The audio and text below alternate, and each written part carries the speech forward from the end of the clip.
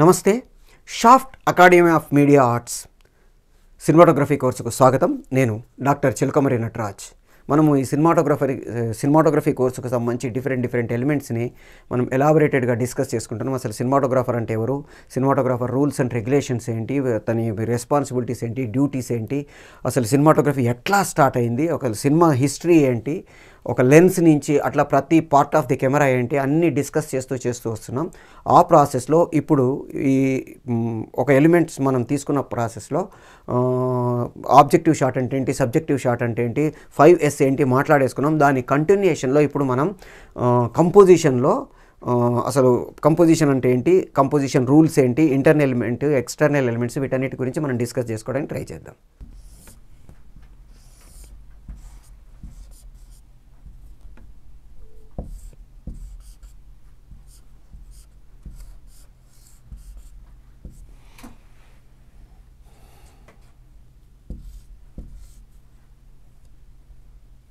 ఇదొక కత్తి చూడగానే అబ్బా కత్తి అన్న ఫీలింగ్ కలిగింది. ఇదే నేను ఒక రఫ్ టెక్స్చర్తో యూజ్ చేశాను అనుకోండి,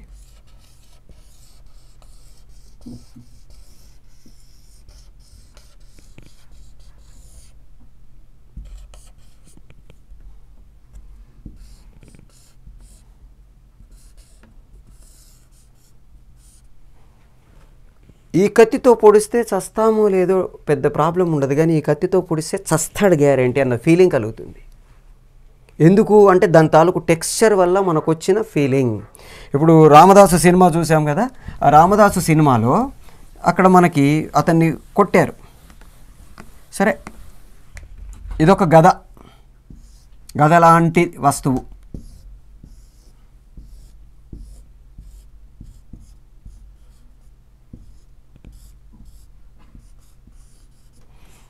బాగుంది, కొడితే ఓకే. దీన్నే నేను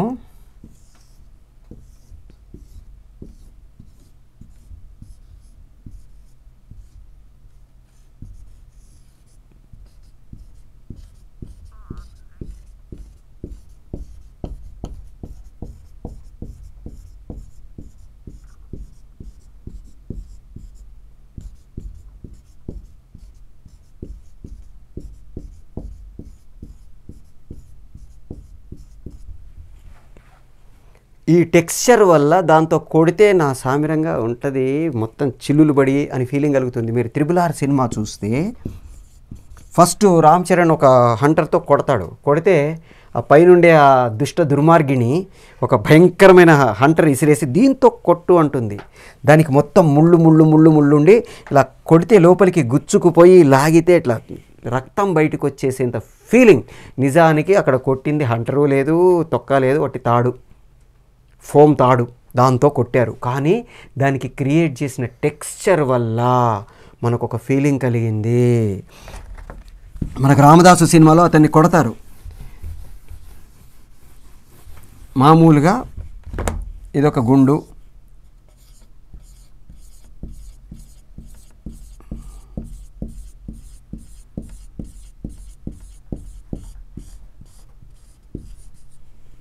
ఇదో గుండు.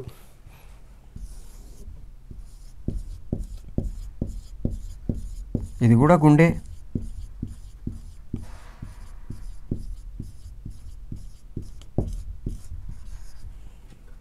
కానీ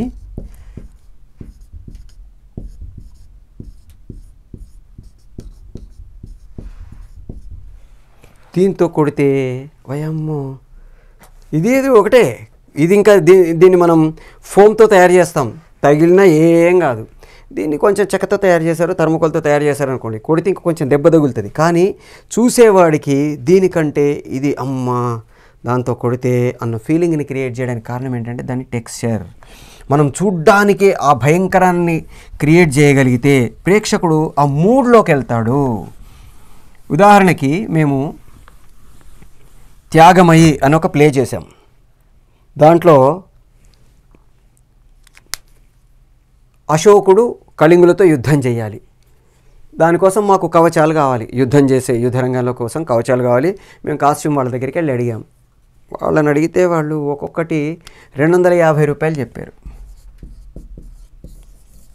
యుద్ధం టైంలో వేసుకునే దుస్తులు ఒక్కొక్కటి 250 రూపాయలు.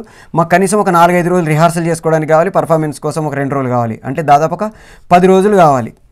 కనీసం ఒక 25-30 కవచాలు కావాలి. ఒక 30 కవచాలు ఇంటూ 250 ఇంటూ 10, మా బడ్జెట్ మొత్తానికి కలిపి ఒక 10,000 అంతే. ఒక రోజుకే 10,000 ఎగిరిపోతున్నాయి. 2,000, 250 ఇంటూ 10 2,500 ఇంటూ 30 ఒక్క రోజుకి ఎగిరిపోతున్నాయి. ఏం చేయాలి, ఎట్లా అని ఆలోచించి సరే ఒక ప్రయత్నం చేద్దామని ఓల్డ్ సిటీకి వెళ్ళిపోయి అక్కడ రకరకాల ఇవి చూసేసి ఫోమ్ తోటి కొంచెం సన్నటి ఫోమ్ క్లాత్ ఒకటి రకరకాల అవి తీసుకొని వచ్చి నేనే స్వయంగా ఈ కవచాలు తయారు చేసుకున్నా.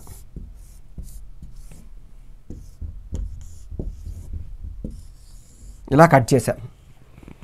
దీనికి అదే ఫోమ్ చిన్న చిన్న ముక్కలు కట్ చేసి పల్లీల పొట్లంలాగా కట్టి పిన్లు చేశా.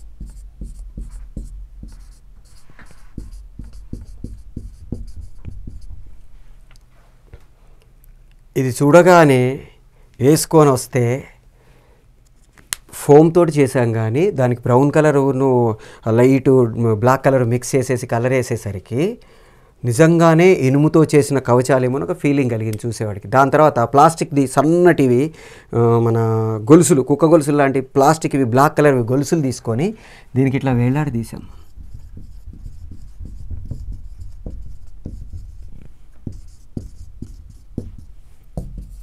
చూసేవాడికి అవి చూడగానే భయంకరమైన కవచాలు అనే ఫీలింగ్ కలిగింది.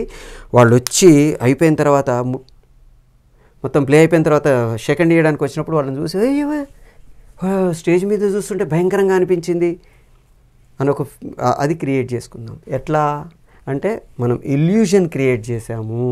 అట్లాగే సర్దార్ సర్వాయి పాపన్న అని ఒక నాటకం చేసాము. దాంట్లో పాపన్నని మిగతా వాళ్ళందరినీ గొలుసులతో కట్టేయాలి. ఆ గొలుసులు వాళ్ళు మామూలు ఒరిజినల్ గొలుసులు తెస్తే యాక్టింగ్ చేసే ప్రాసెస్లో మొత్తం వెయిట్ భరించలేక దాని తాలూకు ఇంపాక్ట్ సైడ్కు పోయి ఫీల్ వస్తుంది. అందుకని ఏం చేసాము, కేబుల్ వైర్ ఉంటుంది కదా, ఆ కేబుల్ వైర్ తోటి మేము గొలుసులు తయారు చేసాము. ఇంతలా ఉంటుంది కేబుల్ వైరు. దాంతో గొలుసులు చేసి 2 వరుసలు 3 వరుసలు వేసేసరికి నిజంగా గొలుసులను ఒక ఫీలింగ్ కలిగింది. లైట్ వెయిట్లో ఉన్నాయి. యాక్టింగ్ చేస్తూ ఉంటే పాపన్న క్యారెక్టర్ చేసిన అతను గొలుసులు తెంపేసుకుంటే అవి ఇట్లా ఎగిరి కిందపడి మొత్తం స్టేజ్ మొత్తం అతను చేస్తూ ఉంటే ప్రేక్షకుల నుంచి విజిల్స్, క్లాప్స్, అసలు because of the texture. So ఆ టెక్స్చర్ని మనం క్రియేట్ చేసి ప్రేక్షకుల్లో ఇల్యూజన్ని క్రియేట్ చేస్తే ప్రేక్షకుడు దాని తాలూకు ఫీల్ని పొందుతాడు. ఇది మనము కంపోజిషన్లో ఇంటర్నల్గా యూజ్ చేస్తాం, బయటికి చెప్పం. నేను దీన్ని వాడాను, ఈ కలర్ వాడాను, ఈ టెక్స్చర్ వాడాను అని ప్రేక్షకులకి చెప్పకపోయినా ఏదైతే లైను, మాసు, కలరు, టెక్స్చరు ఇవి ఉన్నాయో వీటి తాలూకు ఫీలింగ్. ఇప్పుడు ఇంతకుముందు మనం మాట్లాడుకున్నాం, ఒక బండ, ఇంత పెద్ద బండ, శిల థర్మోకోల్ తోటో, ప్లాస్టర్ ఆఫ్ ప్యారిస్ తోటో, లేకపోతే పేపర్ పల్ప్ తోటో తయారు చేస్తాం. కానీ బికాస్ ఆఫ్ ది సైజ్ దీన్ని నేను వాళ్ళు లేపుతున్నారు. శివలింగం ఇప్పుడు ఉదాహరణకి బాహుబలి సినిమాలో ఎవ్వడంట అని పైకి లేపాడు. అది తయారు చేసింది ఫోమ్తో. కానీ చూసేవాడికి అది మనం ఆ కలరు, ఆ టెక్స్చరు అవి ఇవ్వడం వల్ల అది నిజమైన రాయి అన్న ఒక ఫీలింగ్ క్రియేట్ అయ్యి అది లేపుతూ ఉంటే ఇవి తెంపేసి అసలు బిల్డప్ ఇచ్చి క్రియేట్ చేసేసరికి అబ్బా ఎంత వెయిట్ లేపాడని ఫీలింగ్ క్రియేట్ చేస్తాం. అట్లాగే 100 అడుగుల విగ్రహం తుంబిరి పేపర్తో తయారు చేసింది. అది మొత్తం లోపలంతా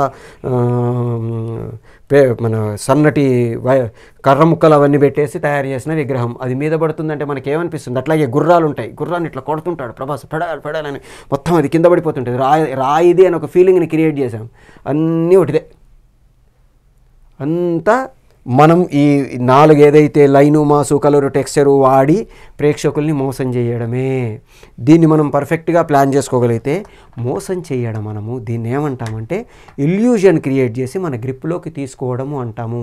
దానికోసం మనం ఈ లైన్ని, మాస్ని, కలర్ని, టెక్స్చర్ని మన కంపోజిషన్లో వాడడానికి ట్రై చేస్తాం. నెక్స్ట్ ఇంకొక మాడ్యూల్లో మనం ఎక్స్టర్నల్ ఎలిమెంట్స్ గురించి డిస్కస్ చేసుకోవడానికి ట్రై చేద్దాం. అవేంటి, అసలు వాటిని వాడడం వల్ల ఈ ఇంటర్నల్ ఎలిమెంట్స్ ఏవైతే వాడమో దాని ఇంపాక్ట్ ఎలా ఉంటుంది, అది ఇంకొక మాడ్యూల్లో మనం నేర్చుకోవడానికి ట్రై చేద్దాం. షాఫ్ట్ అకాడమీ మనకి డిఫరెంట్ కోర్సెస్ని ఆఫర్ చేస్తుంది. Film making, fine arts and animation, ఈ 3 ఫిలిం ఇండస్ట్రీకి సంబంధించిన మేజర్ వింగ్స్. ఈ 3 డిఫరెంట్ కోర్సెస్ని డిప్లొమాస్ నుంచి పోస్ట్ గ్రాడ్యుయేషన్ వరకు, అది కూడా Potti Sriramulu Telugu university, Annamalai university, Krishna university లాంటి యూజీసీ రికగ్నైజ్డ్ యూనివర్సిటీస్ సర్టిఫికేషన్తో మనకి అతి తక్కువ ఫీజులతోటి, చాలా మినిమం ఫీజులతోటి మనకి ఆఫర్ చేస్తుంది. మీరు ఎట్లాగైతే ఈ డైరెక్షన్ కోర్స్ నేర్చుకుంటున్నారో అట్లాగే మిగతా కోర్సెస్ కూడా నేర్చుకోండి. ఒక మల్టిపుల్ టాలెంటెడ్ క్రాఫ్ట్ మ్యాన్గా మీరు ఇండస్ట్రీలోకి వెళ్తే మిగతా వాళ్ళందరికంటే 2 అడుగులు ముందు ఉంటాము. అట్లా మిమ్మల్ని మీరు ప్రూవ్ చేసుకోవడానికి ట్రై చేయండి. All the best.